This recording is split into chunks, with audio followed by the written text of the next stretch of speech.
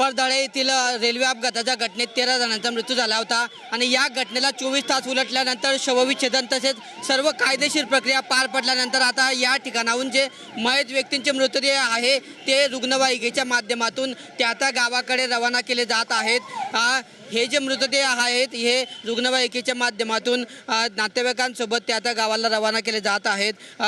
परदाळे येथे रेल्वेचा अपघात घडला होता आणि या अपघातामध्ये 13 व्यक्तींचा मृत्यू झालेला आहे। तेव्हा 13 प्रवाशांचा मृत्यू झाला होता आणि या घटनेला 24 तास उलटलेले आहेत। 24 तासामध्ये या घटनेतील जे मयत आहेत त्यांचे शवविच्छेदन असेल, कायदेशीर सर्व प्रक्रिया असतील किंवा इतर सर्व प्रक्रिया या प्रशासनाने पार पाडल्यानंतर आता या मयत व्यक्तींचे मृतदेह जे आहेत ते त्या ठिकाणी त्या गावाकडे रवाना केले जात आहेत। या मयत व्यक्तींसोबत दोन पोलीस कर्मचारी सुद्धा देण्यात आलेले आहेत, आरोग्य कर्मचारी सुद्धा या ठिकाणी देण्यात आलेले आहे आणि रुग्णवाहिकेची सोय थेट गावापर्यंत रुग्णाच्या नातेवाईकांना या ठिकाणी जिल्हा प्रशासनाच्या वतीने उपलब्ध करून देण्यात आलेली आहे। हळूहळू या ठिकाणचे जे 13 मयत व्यक्तींचे मृतदेह आहेत त्यापैकी 10 ते 11 मयत व्यक्तींची ओळख पटलेली आहे आणि त्यांचं शवविच्छेदन झाल्यानंतर आता त्यांचे मृतदेह सर्व प्रक्रिया पार पडल्यानंतर आता रुग्णवाहिकेच्या माध्यमातून हे त्या गावाला रवाना केले जात आहे। आपण आता सध्या दृश्यांमध्ये बघतो आहे की या रुग्णवाहिका प्रशासनाच्या वतीने मयत व्यक्तीच्या नातेवाईकांना करून देण्यात आलेले आहे। त्या मयत व्यक्तीसोबत त्याचे नातेवाईक आहेत, तसेच 2 पोलीस कॉन्स्टेबल तसेच रेल्वे आरोग्य विभागाचे जे कर्मचारी आहेत ते सुद्धा या ठिकाणी थेट मयत व्यक्तीच्या गावापर्यंत या जाणार आहेत आणि मृतदेह या ठिकाणी रुग्णवाहिका थेट सोडून दिल्यानंतर ते परत या रुग्णवाहिका जळगावकडे येणार आहेत।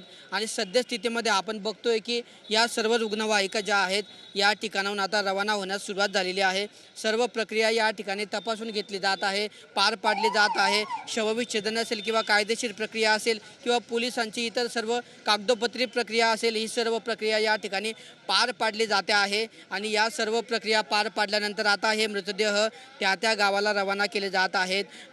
कालच्या घटनेमध्ये 13 प्रवाशांचा मृत्यू झाला होता आणि या घटनेने संपूर्ण देश हा सुन्न झालेला आहे।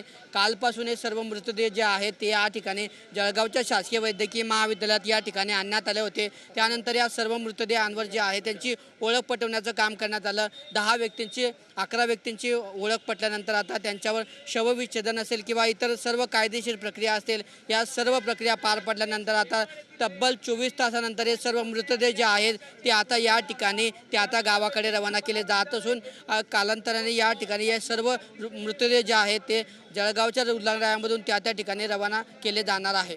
कॅमेरा पर्सन अजगर अली सह किशोर पाटील, TV9 मराठी, जळगाव।